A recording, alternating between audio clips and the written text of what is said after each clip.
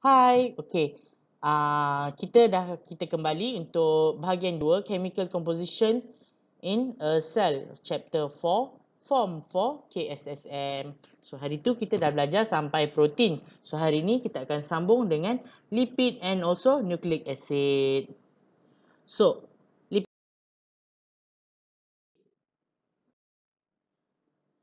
like carbohydrate, lipid is made up of carbon, hydrogen and oxygen elements, but with a much higher ratio of hydrogen atom to oxygen atom. Maksudnya, bilangan hidrogen dalam lipid lebih tinggi berbanding bilangan oksigen.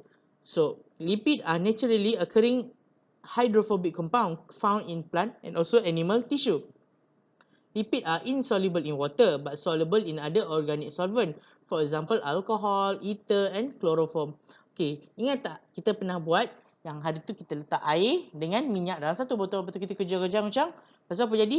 Minyak dengan air tu akan terasing dan takkan bercampur. Sebab itulah dia tak melarutkan sesama sendiri. So some of the lipid may also contain phosphorus and also nitrogen. So type of lipid. So, type of lipid include fat and oil. Okay, fat and oil ni adalah contoh-contoh triglyceride. Maksudnya, ataupun kata ni nama lain untuk triglyceride. Waxes, phosphorus and steroids. Steroids ni pula termasuklah kolesterol, testosteron, estrogen and progesterone. So, ini apa? Ingat tak kita ada pernah bincang dulu waktu zaman sekolah menengah rendah dulu. Ini adalah kita panggil sebagai sex hormone. So, fats and oils are triglyceride. So fats are in solid stage in the room temperature because of their high melting point, and oil are in liquid state in the room temperature because of their low melting point. Melting point tu apa? Melting point tu adalah takat lebur. Takat lebur maksudnya dia tukar keadaan daripada satu keadaan pepejal ke keadaan cecair. So untuk lemak ni sebab apa dia dalam suhu bilik dalam keadaan pepejal? Sebab dia punya takat lebur dia tinggi. Maksudnya banyak tenaga haba yang diperlukan untuk memutuskan daya ikatan antara zarah untuk menukarkan keadaan lemak ni daripada pepejal ke cecair. So untuk minyak pula, minyak ni dalam suhu bilik dia dalam keadaan cecair. Sebab apa? Sebab takat lebur dia rendah. So first kita tengok wax. So wax ni is a sebum secretion from the oil gland contain wax that soften the human skin. A wax contain one molecule of alcohol that combines with another molecule of fatty acid and it is waterproof. Dia kalis air.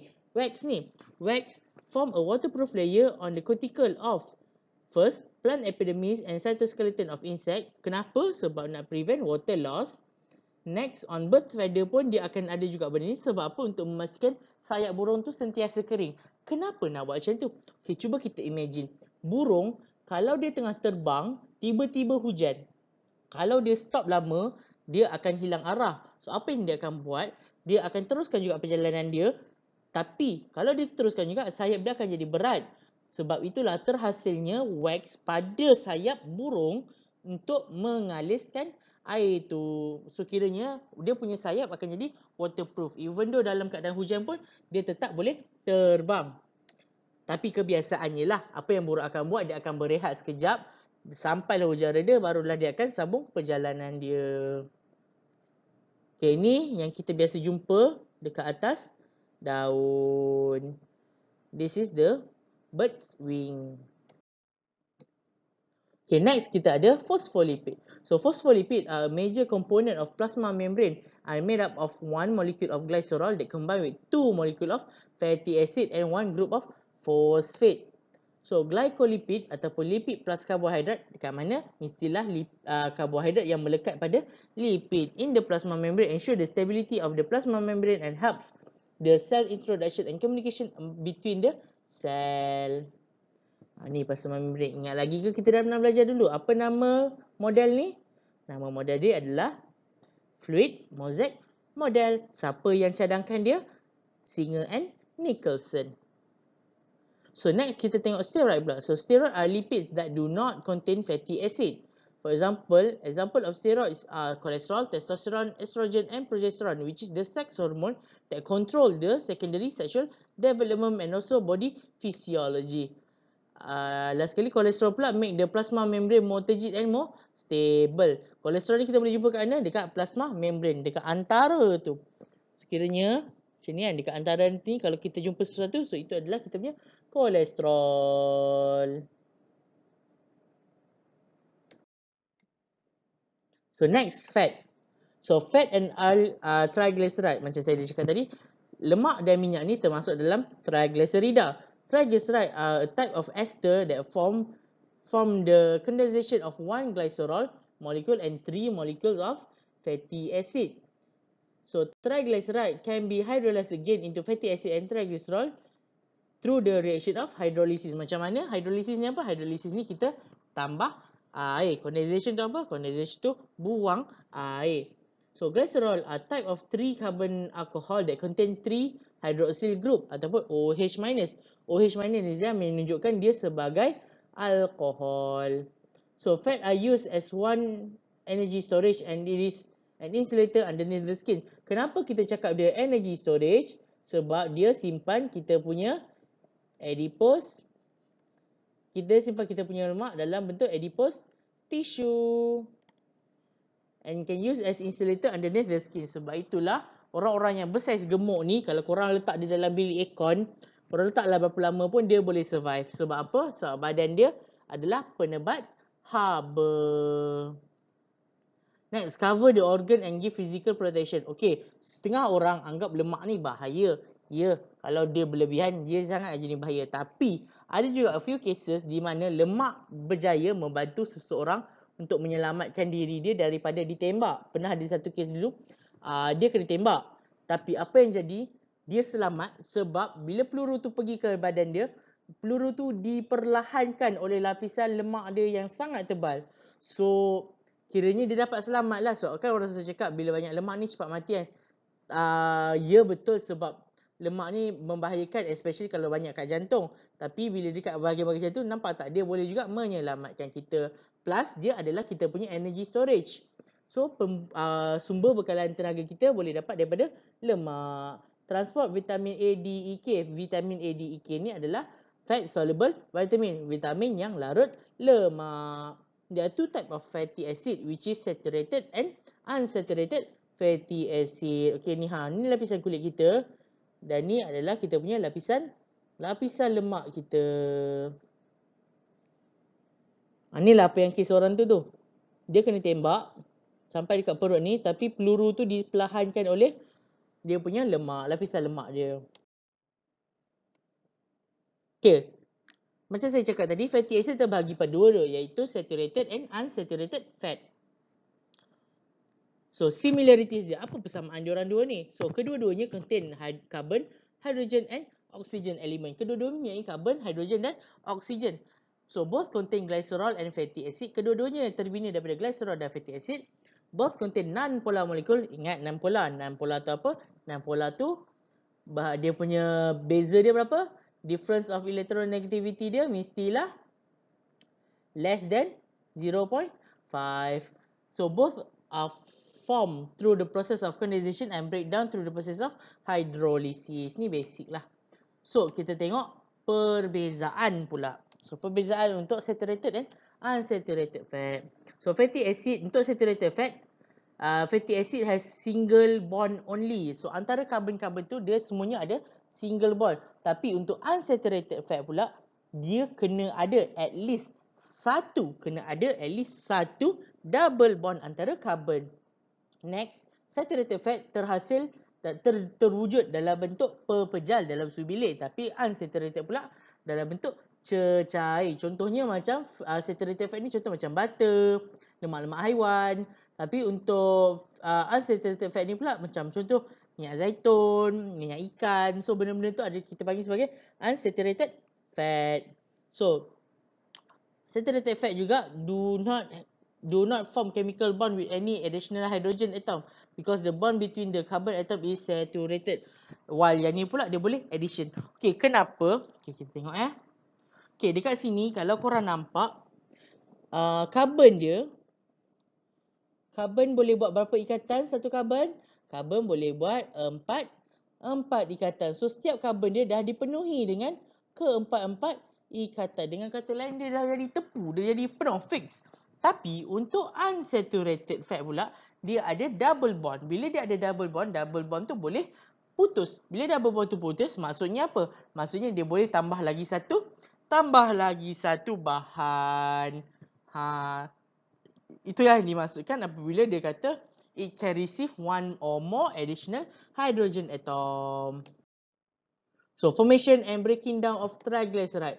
So, a triglyceride molecule is formed with the combination of glycerol, macam saya cakap tadi, and 3 fatty acid. Macam mana dia akan eliminate 3 water molecule. Sebab apa? Sebab dia masukkan 3 fatty acid. So, bila dah masuk 3 fatty acid, yang kena keluar pun 3 water molecule. So, one triglyceride molecule break down into 1 glycerol and 3 fatty acid molecule with the addition of 3 molecule of water. So, macam mana nak dapatkan balik triglyceride tu? Kita tambah air. Inilah proses dia. So, importance of lipid in cell. Fat function as reserve energy for animal. The adipose tissue underneath the skin is of multicellular organism acts as a heat conductor, heat insulator to reflect the heat loss through the skin and also give mechanical protection to the body. Next, dia juga boleh bagi buoyancy. Multicellular living things will float with the help of lipids since they are less dense than water. Okay, benda ni saya ada cerita dulu. Dulu, saya pernah mandi sungai dekat air terjun. So, apa yang jadi? Okay, saya ni orang yang berlemak. Saya ni orang yang gemuk. So, apa yang jadi is, kawan saya hampir lemas. So, saya pergi dekat dia untuk selamatkan dia lah. Untuk tarik dia keluar daripada kawasan air terjun tu. So, apa yang berlaku? Dalam keadaan panik, dia tekan saya. Bila dia press saya ke bawah, silap dia dekat situ ialah kenapa? Sebab saya yang gemuk, saya ada high buoyancy. So, apa yang berlaku? Bila dia tekan saya tolak balik dia ke belakang. So, cara tu nasib baiklah ada orang datang tolong selamatkan dia. Macam saya pula, saya just tenangkan diri, saya apungkan badan saya dan saya pun dihanyutkan oleh arus sungai tu ke tepi. Alhamdulillah kami dua-dua selamat. Tapi nak dicerita kat sini, kita orang-orang yang bersaiz besar ni, yang gemuk is awesome ni, kita orang ada buoyancy yang sangat tinggi di mana kita orang punya keupayaan untuk terapung atas air lebih tinggi berbanding orang-orang yang bersaiz kurus, especially yang dia punya tulang sendiri padat. Okay, habis iklan. So, waxes are important as a component in the cuticle to cover the epidermis of the leaf and sebum secretion in our skin. Kenapa waxes ni penting dekat cuticle? Sebab kita nak prevent kita punya water loss. So, the function of glycolipid is to ensure the stability of plasma membrane and help to the cell identification processes. Meanwhile, cholesterol is an important steroid hormone synthesis. So, ni orang gemuk yang terapung. Okay, anggaplah korang tak nampak dia bawa pelampung ni. Anggaplah dia tengah terapung. Okay, habislah pasal lipid. Next, kita akan masuk satu topik terakhir iaitu nucleic acid. Nucleic acid. Element in nucleic acid. So, nucleic acid are a complex macromolecule that store genetic information in the form of genetic code. The element contained in nucleic acid are carbon, hydrogen, oxygen, nitrogen and phosphorus. The basic unit ataupun kita panggil monomer dia adalah nucleotides. So, there are two types of nucleic acid which are deoxyribonucleic acid ataupun DNA di mana kita boleh jumpa dekat kromosom kita, and also ribonucleic acid ataupun RNA yang kita boleh jumpa dekat cytoplasm, dekat ribosom and juga dekat nukleus. So, first kita tengok yang single dululah. Kita tengok single dulu. Kita punya RNA. So, RNA consists of polynucleotide chain. So, an RNA molecule chain is shorter than the DNA. Size-nya biasa akan jadi lebih pendek daripada DNA. So, RNA nucleotide has a ribose sugar. So, untuk RNA dia akan ada ribose sugar. Kalau DNA dia akan ada deoxyribose sugar. So, it also has 4 nitrogenous bases which are adenine, guanine, cytosine and uracil. So uracil ni pula hanya ada dekat RNA. Tapi waktu dekat DNA dia akan digantikan dengan seorang kawan baru yang kita panggil sebagai thymine. So there are a few types of RNA such as messenger RNA. So nama pun messenger RNA. So fungsi dia apa? Fungsi dia adalah untuk hantar message. Ribosomal RNA fungsi untuk apa? Untuk penghasilan. Ingat balik fungsi ribosom apa? Fungsi ribosom adalah untuk sintesis protein. So untuk ribosomal RNA mestilah dia bantu dalam protein sintesis. And also transfer RNA, tRNA di mana digunakan untuk menghantar protein yang telah terhasil tadi. Ni adalah bentuk dia. So kat sini dia ada A, C, U, G. G ni nanti, U ni nanti, lepas tu dekat DNA dia akan digantikan oleh T. So next kita tengok deoxyribonucleic acid pula ataupun DNA. So each nucleotide macam tadi juga dia akan ada pentose sugar. Apa dimaksud dengan pentose sugar? Maksudnya dia berbentuk segi 5. A pentose sugar, a 5 carbon sugar, in this case is called as deoxyribose, nitrogenous base, and the phosphate group that are combined together through the process of condensation. The nitrogenous base consists of adenine, guanine, cytosine, and thymine. Kalau dekat RNA tadi dia ada uracil, where adenine pair with thymine and guanine pair with cytosine. It's a complementary base pair. So DNA consists of 2 polynucleotide chain that are intertwined in opposite direction and form a double helix. Double helix tu apa? Cakap belakang ni, dia bentuk dia pusing. Tapi kena double. Dan dia bergerak secara arah yang bertentangan. So, kiranya kalau satu gerak ke atas, satu lagi akan gerak ke bawah.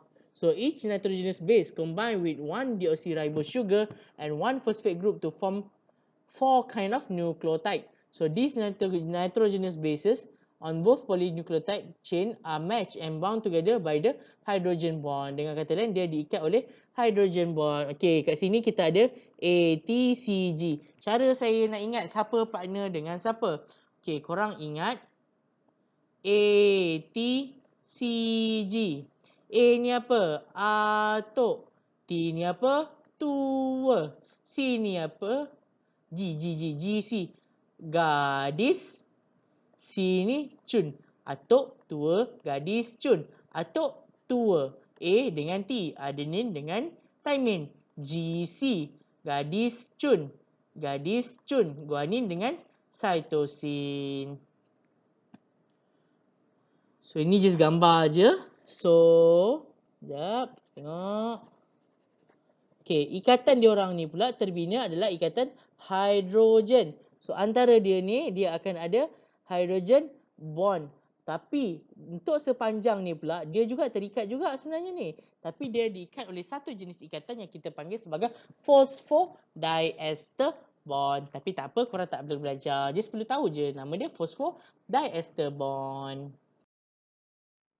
So importance of nucleic acid in a cell. So nucleic acid, both lah RNA atau DNA in a cell are important because their role in, first, dia akan carry genetic materials. Especially siapa? Especially kita punya DNA. And lastly, for production of protein. Kenapa? Sebab dia melibatkan ribosom. So DNA is important as a carrier of hereditary information and determine the characteristic of living organisms. DNA also contain genetic codes carried by nitrogenous base A, G, C, and T for the synthesis of polypeptide which form protein. So for protein synthesis pula, production of protein. So both type of nucleic acid is complement each other to produce protein. DNA is in the nucleus, but synthesis of protein is happen in the ribosome in the cytoplasm. Maksudnya DNA ni terhasil kat dalam nukleus kita. Tapi kita punya RNA pula ada dekat mana? Dekat luar sel. Bukan luar sel, dekat dalam cytoplasm sel. Maksudnya luar nukleus. So the genetic code is written as a series of 3 base to determine the sequence of amino acid in the protein that determine. For example, the AUG codon ataupun kita panggil base sequence adenine, uracil and guanine on mRNA is code for methionine amino acid. So maksudnya AUG ni akan hasilkan apa? AUG ni, kodon ni dia akan hasilkan methionine amino acid. So the 3 base sequence in DNA is transcribed into mRNA codon, which can be translated into the amino acid sequence to form a single polypeptide chain. Maksud ini adalah kaedah yang kita boleh cuba juga untuk dapatkan satu polypeptide chain. Okay, this means that the sequence of nucleotide in DNA determine the amino acid sequence in the polypeptide chain that build the corresponding protein. Inilah hasilnya. So daripada sini, daripada dua DNA ni dia akan hasilkan mRNA yang akan pergi dekat ribosom. So ribosom dia akan copy untuk dapatkan satu strand baru, strand of kita punya DNA. So right, formation of chromosome from DNA and protein. Daripada DNA dengan protein ni kita dapat hasilkan kromosom. Kromosom tu yang mana Kromosom tu bila dia bentuk macam rama-rama ni.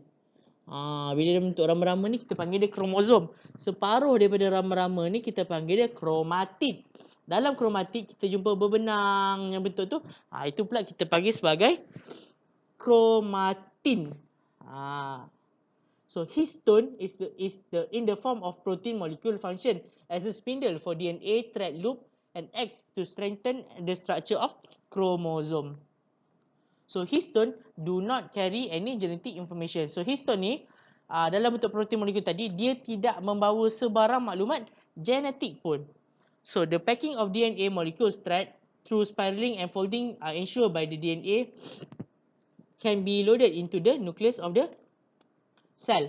So firstly, the DNA double helix structure spiral around 8 histone molecule. Mula-mula dia akan berpusing dekat keliling 8 molekul histone ni tadi. So the combination of the DNA loop and 8 histone kita panggil dia sebagai nukleosom.